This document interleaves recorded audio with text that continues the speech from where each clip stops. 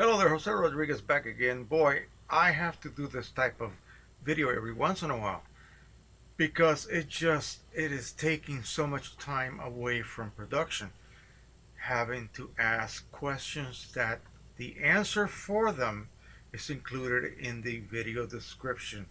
Please take the time to click on show more, and there I often explain items that you are asking questions about. I also will include links to specific locations on the internet, special forums where the discussion that I am basing the video upon is found at those locations.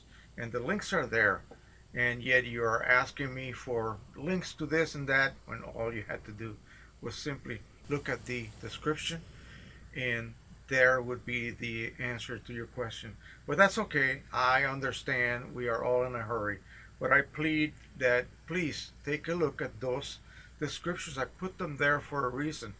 And it's not just to, take up my time or your time. It's there for a good reason.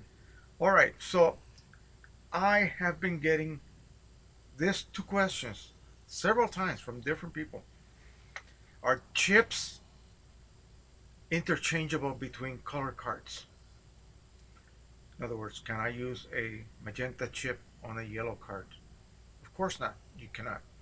They are color specific. They have different color ID codes, and so they cannot be interchanged. So if you, for some reason, say you fry a chip while you're trying to reset it, possibly because your resetter's battery is too low and so it is not providing sufficient voltage, that could result in a fried chip. In other words, a chip that now is containing garbled code because the resetter wasn't able to send the correct sequence of numbers to that chip. So in case of Canon printers, I suggest you consider the red setter type chip resetters that use a USB connection that provides constant voltage at the correct level.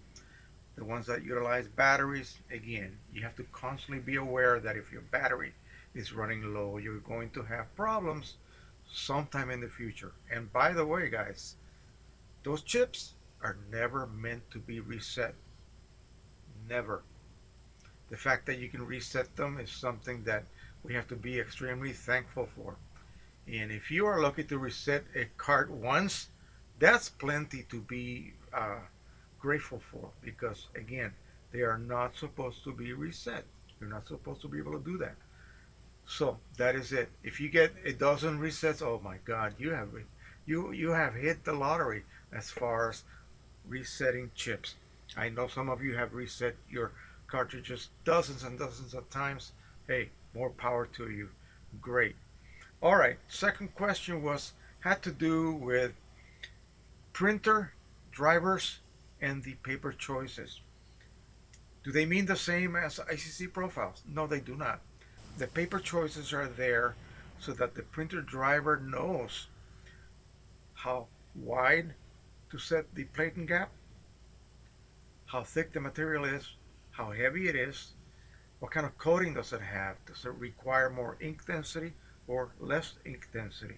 Nothing to do with color. I'll repeat that. Nothing to do with color reproduction. Nothing. The ICC profile doesn't even live in the driver. It lives in the hard drive. All right, that's where it lives, and it communicates through the editing application to send instructions to that particular printer when you're using a particular paper, because remember they are all custom made for a special type of paper. Papers react differently to color, so they are sending specific instructions on how to mix whatever number of colors your printer contains and able to, as close as possible, it is impossible to get a 100% match, but as close as possible, reproduce the values from the image you are sending to your printer through the driver. So the information is getting to the driver with all of that color information from the ICC profile, in other words, the instructions. Nothing to do with the paper choice.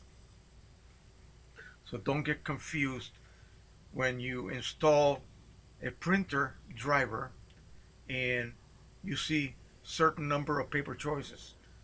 These paper choices are current paper choices supported by that printer.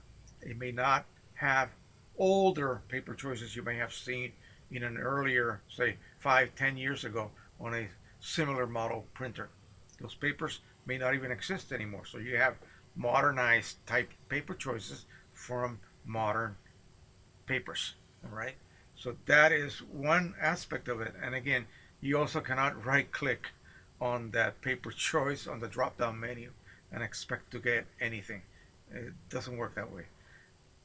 To install an ICC profile you download from a site for specific third party paper, you right click that profile and then choose install on Windows, or just double click it. It will install itself to the correct location somewhere in the Windows folder. On a Mac, you have to manually copy those ICC profiles into a specific folder somewhere in the Mac system, which I am not privy to know because I do not use Macintosh. So anyway, that is it. Remember that the paper choices on the driver have nothing whatsoever to do with color reproduction. Okay, the ICC profile lives outside of the driver, and it talks through the application to tell the driver how to interpret the colors that are being sent to it, how to mix the colors that are available, and that way at least come close to reproducing the colors of your image. That's it.